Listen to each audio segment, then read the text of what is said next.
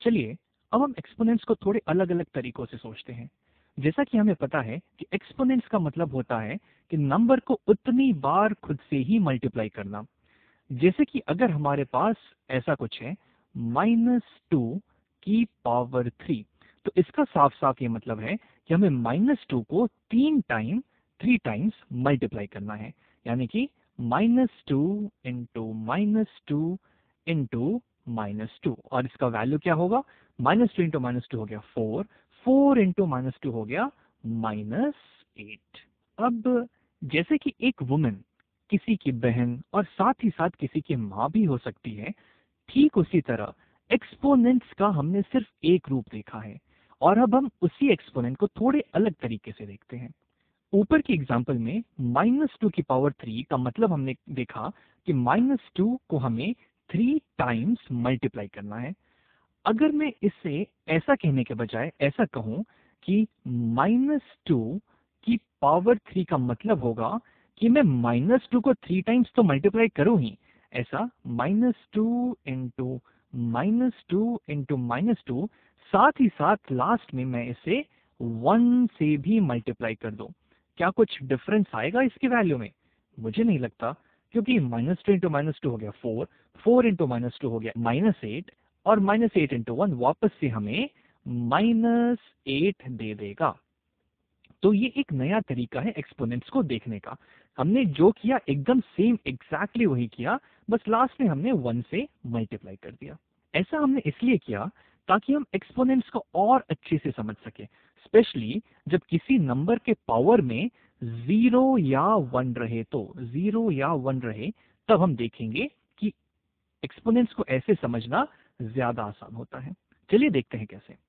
अभी जो हमने एक्सपोनेंट्स को नए तरीके से समझा, उसके अकॉर्डिंग किसी भी नंबर का 1 या 0 पावर का वैल्यू कितना होगा? चलिए देखते हैं। अगर मेरे पास +2 की पावर 0 है, अगर मेरे पास +2 की पावर 0 है, तो इसका मतलब हुआ कि मुझे 2 को 0 टाइम्स मल्टीप्लाई करना है, लेकिन लास्ट में इंटू 1 में कर सकता हूं, जैसा कि हमने यहाँ पे देखा कि हमारी वैल्यू तो चेंज हो नहीं रही है। तो इसका मतलब हुआ कि 2 को मुझे 0 टाइम्स मल्टीप्लाई करके इंटू 1 कर देना है, और 2 को 0 टाइम्स मल्टीप्लाई करने का कोई सेंस नहीं है, क्योंकि वो तो कुछ नहीं होगा। तो इसलिए फाइनली मेरे पास सिर्फ 1 बचेगा। इसलिए 2 की पावर 0 का वैल्यू 1 होगा। और एक्चुअली किसी भी नॉन जीरो नंबर का पावर अगर 0 हो तो उसकी वैल्यू हमेशा 1 होगा।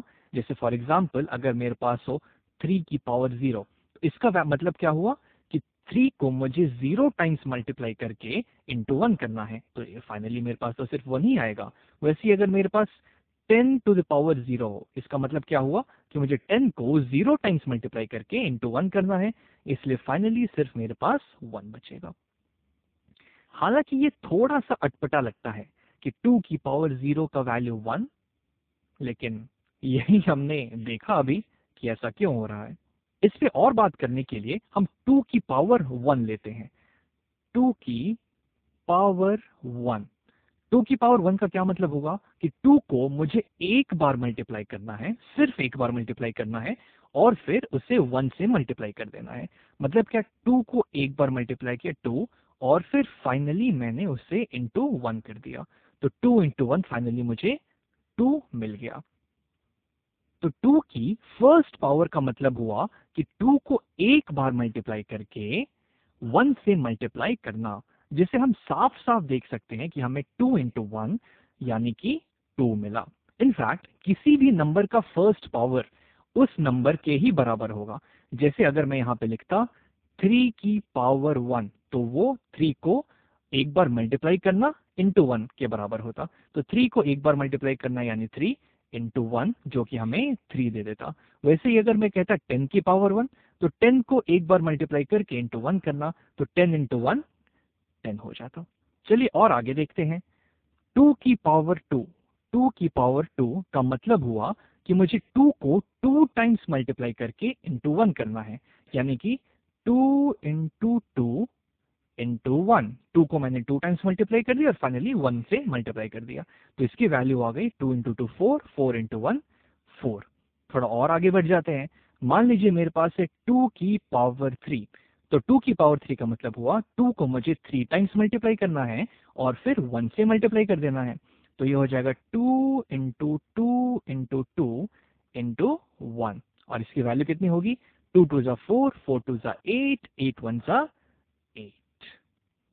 यहाँ पे आप एक पैटर्न देख सकते हैं, जैसे जैसे हम एक एक 2 की पावर बढ़ा रहे हैं, वैसे वैसे हम एक एक 2 को और मल्टीप्लाई करते जा रहे हैं। जैसे यहाँ पे सिर्फ एक 2 था, यहाँ पे 2 2s आ गए, और यहाँ पे तो 3 2s हैं। और एक्चुअली ये सही भी है, क्योंकि 2 को अगर हम 2 बार मल्टीप्लाई करते हैं तो ऐसे लिखेंगे, 2 को अगर हम 3 बार मल्टीप्लाई करते हैं तो ऐसे लिखेंगे। अब यहाँ पर अगर हम उल्टा जाने की कोशिश करें, मतलब क्या कि 2 की पावर 3 से 2 की पावर 2 जाने के लिए हमें क्या करना होगा? तो हमें 2 से डिवाइड कर देना होगा, क्योंकि हम 8 से 4 पे जा रहे हैं, और 8 से 4 पे जाने के लिए हमको 8 को 2 से डिवाइड करना पड़ेगा।